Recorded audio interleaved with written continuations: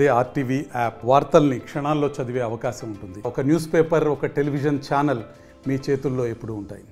పట్టణం లాగా, విశాఖపట్నం లాగా గూడూరు తయారు కావాలంటే దొగరాజపట్నం ఓడ రేవు మనకు చాలా అవసరం.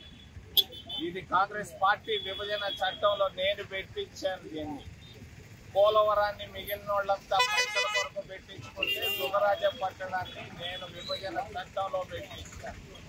మరి దీన్ని ఆపించాడు చంద్రబాబు నాయుడు. చింతా విశ్వేశ్వరరావు అని ఒక ఆయన సహాయం చేసేదాని కొరక మరి ఆయన కృష్ణపట్నం పోర్టు పెట్టుకొని ఉన్నాడు ఆ రోజు.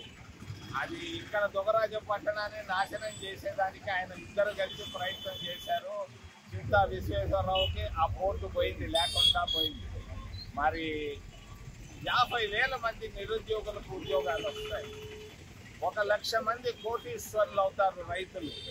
దాదాపు కొన్ని లక్షల మంది నిరుపేదలు లక్షాధికారులు అవుతారు. మరి ఇటువంటి మంచి ప్రాజెక్టును ఆపాడు చంద్రబాబు నాయుడు. జాబు రాశాడు.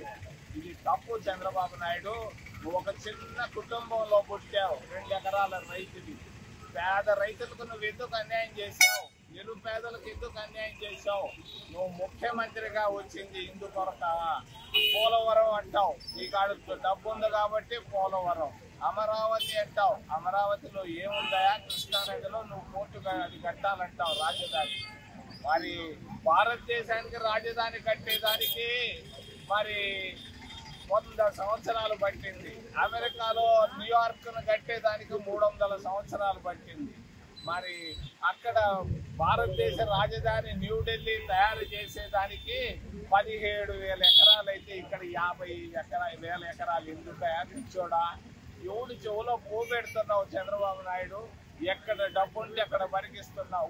ఊరికే పొద్దున్నే సాయంకాలం దాకా ప్రతిపక్ష పార్టీల్ని జగన్మోహన్ రెడ్డిని తిట్టడం తప్ప నువ్వేం చేసావు? నువ్వు సూపర్ 6 ఏమైంది? మరి పేదవాళ్ళకి, మరి ఉద్యోగులకు, రిటైర్ అయిన ఉద్యోగులకు ఇవ్వాల్సిన పెన్షన్లు ఇవ్వలేనటువంటి చంద్రబాబు నాయుడు, ఎస్సీలు ఎస్టీలకు స్కాలర్షిప్లు ఇవ్వలేనటువంటి చంద్రబాబు నాయుడు ఊరికే మాట్లాడితే పోలవరం, అమరావతి, గోదావరిలో నీళ్లు తెస్తానంటాడు పెన్నా నదిలో. గురించి ఇచ్చోడా? రారా నాయన, దొగరాజపట్నాన్ని గురించి ఆలోచించు. వెంటనే ప్రారంభించాలని డిమాండ్ చేస్తూ ఏమైనా ప్రశ్నలు ఉంటే అడగమని మిమ్మల్ని చేతులకు ప్రార్థిస్తాం. మరిన్ని వీడియోస్ కోసం ఛానల్ ని సబ్స్క్రైబ్ చేయండి. లేటెస్ట్ అప్డేట్స్ కోసం వాట్సాప్ ఛానల్ ని ఫాలో అవ్వండి. ఆ లింక్ డిస్క్రిప్షన్ లో ఉంది.